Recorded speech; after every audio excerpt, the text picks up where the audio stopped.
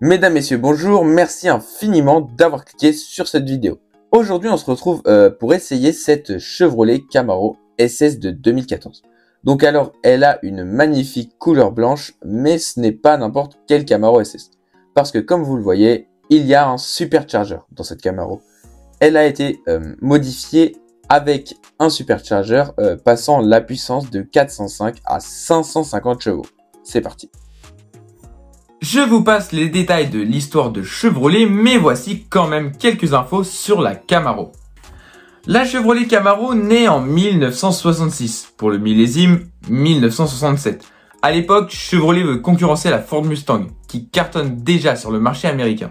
Résultat, la première génération de Camaro, reconnaissable à ses lignes musclées et son allure de pony, car elle propose déjà plusieurs motorisations, jusqu'au mythique V8 de 6,5 litres sur l'ASS. Puis arrive la deuxième génération, de 1970 à 1981.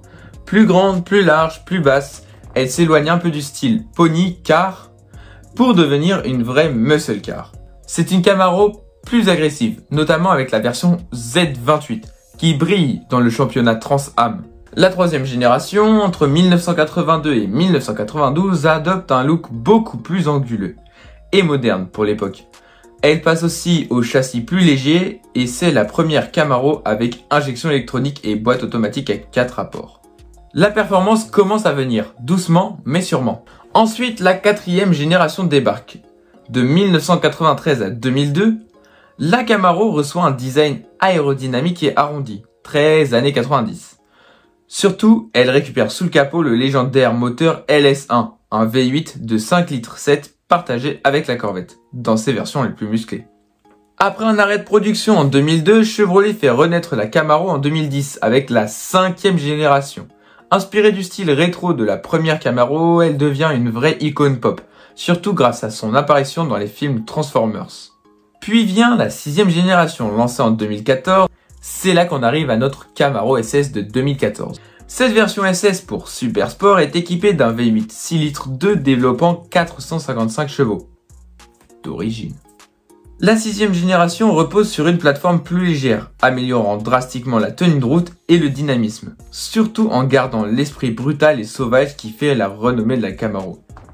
Aujourd'hui, comme vous l'avez vu, nous sommes avec une Camaro de 6e génération, celle-là étant équipée d'un V8 avec un superchargeur, donc elle ne sera pas à 455 chevaux, mais à 550. Je vous laisse apprécier.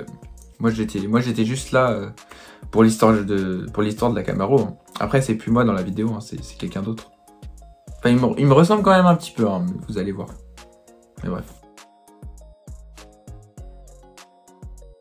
Cette Camaro SS est équipée d'un moteur V8 6,2 litres auquel a été ajouté un superchargeur et un filtre à air KN pour passer la puissance totale de 405 à 550 chevaux. C'est parti, je vais vous faire voir le tour de la voiture maintenant. Maintenant, je vais la décapoter. La voilà maintenant décapotée. Donc, je vais vous faire voir un petit peu l'intérieur maintenant. Ça va être intéressant. Regardez la taille que ça fait. On pourrait mettre plein de biquettes à l'arrière. Me voilà à l'intérieur. Je vais vous présenter justement l'intérieur qui est assez spécial. Mais avant ça, cette vidéo est sponsorisée par Energix. Energix, vous commencez à les connaître, c'est la meilleure marque de boissons énergisantes. Fabriquée en France avec moins de sucre et plus de vitamines pour un maximum d'énergie. En plus de ça, vous pouvez retrouver un maximum de goût, il y en a forcément un qui va vous plaire. Par exemple, là j'ai avec moi le goût original, le goût Morito ou encore le goût tropical. Et celui-là est vraiment incroyable, je vous le conseille. Mais vous pourrez également retrouver le goût baie sauvage et fruits du dragon, qui sont exceptionnels comme tous. Et en ce moment, avec le code LEO20 qui s'affiche ici, vous avez 20% de réduction sur tout le site Energix. Et en plus, ce site, c'est le premier lien dans la description. Alors, moi je vais y aller, hein. J'ai tout dit. C'est parti.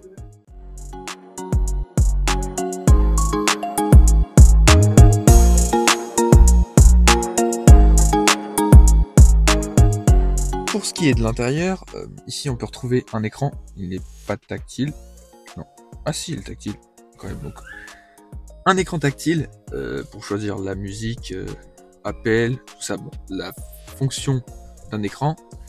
Après, on a des commandes assez simples ici, des embuages, les warnings, tout ça. Ici, on a des compteurs. Donc la position des compteurs, elle est assez spéciale parce qu'ils sont vraiment loin dans l'angle de vue. Donc, on a eu le compteur pour la batterie juste ici. Ça, c'est le niveau d'huile.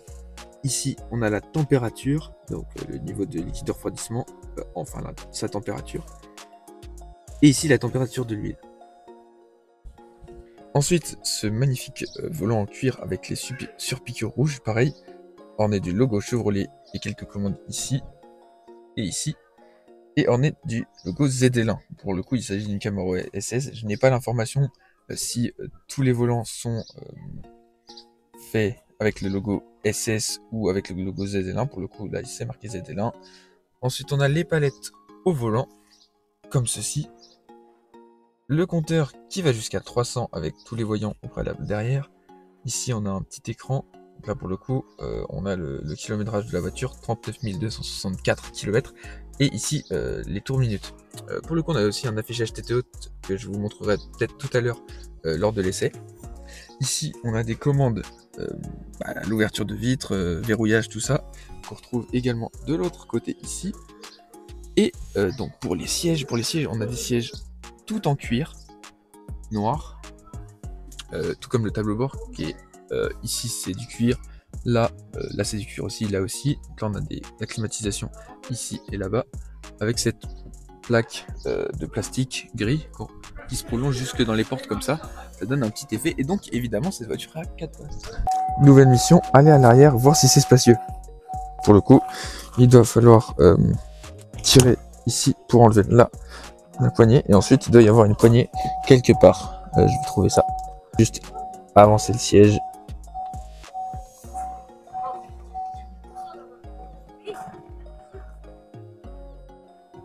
Et voilà. Je vais pouvoir revenir à l'arrière. Hop là. Je ferme la porte si j'y arrive. Ah merde. Hop. Me voilà à l'arrière. C'est pas trop mal. En fait, j'ai pas mal de place à l'arrière. D'ici, mais en fait, c'était ici qu'on pouvait tirer pour au lieu d'avancer le siège en électrique. Et voilà. Là, la place à l'arrière. Pas mal. C'est vrai que c'est assez rare d'avoir 4 places dans une voiture V8 6 litres 2. En parlant de ça, le V8 6 litres 2, je vais vous le faire voir maintenant. Après un petit moment à chercher comment s'ouvrait le capot, parce que il y avait ce bouton qui était assez suspicieux, ou alors je cherchais vraiment par là, c'était juste là. Voilà. Pareil pour ouvrir les portes, chercher là, mais c'est ici, il faut vraiment que je m'y fasse. C'est parti, je vais vous faire voir le moteur. Alors, maintenant, il va falloir aussi que je trouve comment on l'ouvre. Yes, ça va être très long cette séquence, je pense.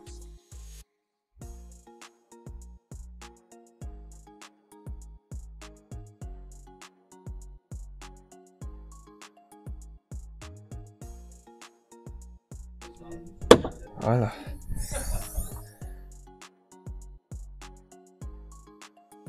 On est sur un V8 6 litres 2 superchargé, comme vous pouvez le voir.